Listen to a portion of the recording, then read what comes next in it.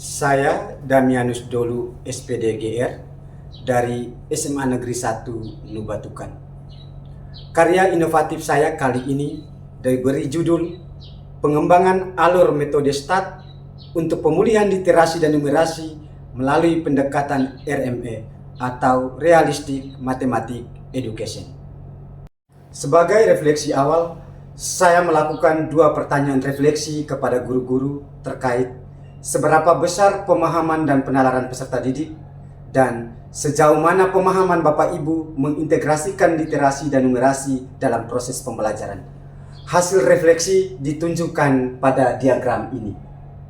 Berdasarkan hasil refleksi awal dan disandingkan dengan rapor mutu SMA Negeri 1 Nubatukan, maka terdapat dua permasalahan inti, yakni yang pertama, rendahnya pemahaman dan penalaran dari peserta didik akan sebuah informasi, dan yang kedua, guru belum paham, bingung terhadap metode dan pendekatan untuk mengintegrasikan literasi dan numerasi dalam proses pembelajaran. Tantangan dalam menjalankan praktik baik pembelajaran ini adalah yang pertama, bagaimana metode dan strategi atau pendekatan yang digunakan guru dalam proses pembelajaran untuk meningkatkan pemahaman serta penalaran peserta didik. Dan yang kedua, bagaimana cara yang dilakukan guru untuk meningkatkan literasi dan numerasi di SMA Negeri 1 Nubatukan. Dari dua tantangan tersebut, maka saya memperoleh hasil identifikasi. Yang pertama, pengembangan alur metode STAT. Yang kedua, pendekatan Realistic Mathematics Education. Dan yang ketiga, lembar kerja peserta didik terintegrasi literasi dan numerasi. Dan yang keempat, media live worksheet. Praktik baik ini memiliki tujuan. Yang pertama, untuk meningkatkan pemahaman dan penalaran peserta didik baik dalam proses pembelajaran maupun dalam kehidupan sehari-hari. Dan yang kedua, sebagai upaya pemulihan literasi dan numerasi di SMA Negeri 1 Nubatukan yang secara langsung terintegrasi dalam proses pembelajaran. Inovasi yang saya kembangkan adalah pengembangan alur metode STAT. STAT merupakan strategi pembelajaran yang menitik beratkan peserta didiknya untuk saling bekerja sama dalam kelompok-kelompok kecil. Sebelumnya, metode STAT memiliki 4 langkah. Yang pertama, presentasi tujuan dan motivasi. Kedua, pembagian kelompok belajar. Yang ketiga, tes dan kuis. Dan yang keempat, penghargaan individu dan tim. Maka saya melakukan pengembangan pada alur metode STAT menjadi 5 langkah, yaitu yang pertama, presentasi tujuan dan motivasi. Dan yang kedua, pembagian kelompok belajar. Dan yang ketiga, kegiatan literasi dan numerasi. Keempat, tes dan kuis. Dan yang kelima, penghargaan individu dan tim. Langkah-langkah pengembangan alur metode STAT. Yang pertama, presentasi tujuan dan motivasi. Guru perlu menjelaskan terkait tujuan pembelajaran dan memberikan motivasi secara langsung atau memutar video agar peserta didik lebih semangat selama proses belajar mengajar. Langkah kedua, pembagian kelompok belajar. Guru akan mengarahkan peserta didik untuk membentuk kelompok berisi 4-5 orang yang bersifat heterogen atau beragam. Langkah ketiga adalah kegiatan literasi dan numerasi. Pada langkah ketiga ini merupakan inovasi yang saya lakukan pada pengembangan alur metode STAT.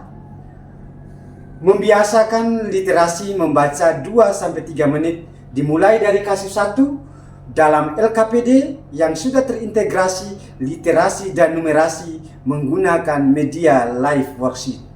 Kegiatan kedua pada langkah ketiga yaitu menyamakan pemahaman antar sesama kelompok. Di sini kehadiran guru memfasilitasi untuk menyamakan persepsi pada setiap kalimat yang ada pada kasus tersebut. Kegiatan selanjutnya pada langkah ketiga adalah bernumerasi.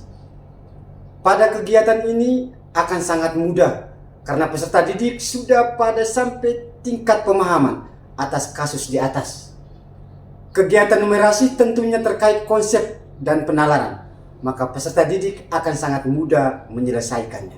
Langkah yang keempat pada pengembangan alur metode START, yaitu tes dan kuis. Ada dua bentuk penilaian yang digunakan, yaitu tes individu dan kuis kelompok. Tes individu menggunakan media live worksheet dan kuis kelompok menggunakan media quiz.com. Langkah kelima merupakan langkah terakhir dari pengembangan alur metode START, yaitu penghargaan individu dan tim. Memberikan reward berupa apresiasi baik secara tim maupun individu. Pemberian penghargaan berupa tepuk tangan sehingga dapat membantu meningkatkan motivasi belajar peserta didik. Capaian hasil belajar peserta didik dari praktik baik yang saya lakukan dapat dilihat dari hasil tes individu dan hasil tes kelompok. Hasil tes individu pada masing-masing kelas dapat dilihat dari diagram batang yang paling tinggi. Diagram batang yang paling tinggi menunjukkan peserta didik yang memenuhi kriteria ketercapaian tujuan pembelajaran. Sedangkan pada hasil tes kelompok dapat dilihat pada umumnya secara keseluruhan semua mengerjakan di atas 75%.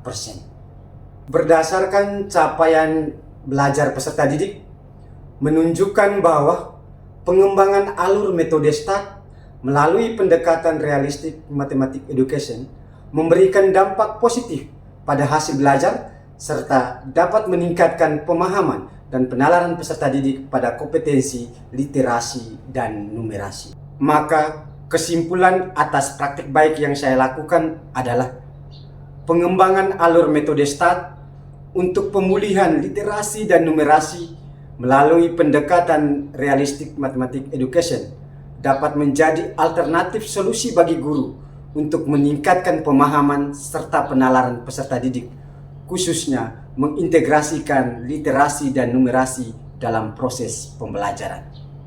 Testimoni dari kami terkait pembelajaran matematika selama ini. Soal-soal yang diberikan sangat melatih penalaran kita untuk bisa berpikir kritis. Menurut saya, pembelajaran matematika sejauh ini fun karena yang pertama, matematika yang awalnya abstrak kini terasa sangat jelas karena contoh soal yang diberikan sangat dekat dengan kehidupan dan juga mengandung muatan lokal. Yang kedua, bentuk soalnya berupa pemecahan berbasis masalah sehingga yang dibutuhkan bukan hanya kemampuan numerasi tetapi juga literasi yang cukup baik untuk bisa menyelesaikan permasalahan yang diberikan. Dalam pembelajaran matematika, kami juga diberi kebebasan untuk memilih dan membentuk kelompok belajar sesuai dengan kenyaman kami. Hal ini dapat membantu kami untuk menemukan teman yang cocok untuk berdiskusi. Dan juga penggunaan teknologi yang sering digunakan dalam pembelajaran matematika dapat membantu kami untuk belajar memanfaatkan teknologi dengan bijak. Terima kasih. Saya akan menyampaikan testimoni dari praktik baik yang dibawa oleh Pak Guru Dami Dolo SPD. Dalam praktik baik yang diberikan ini disampaikan metode pembelajaran dengan pengintegrasian literasi dan numerasi. Nah, metode yang digunakan ini menggunakan metode START dan di dalam pengelompokan ternyata luar biasa anak-anak begitu antusias dan efektif dan efisien dalam menyelesaikan setiap permasalahan yang diselesaikan dari LKPD.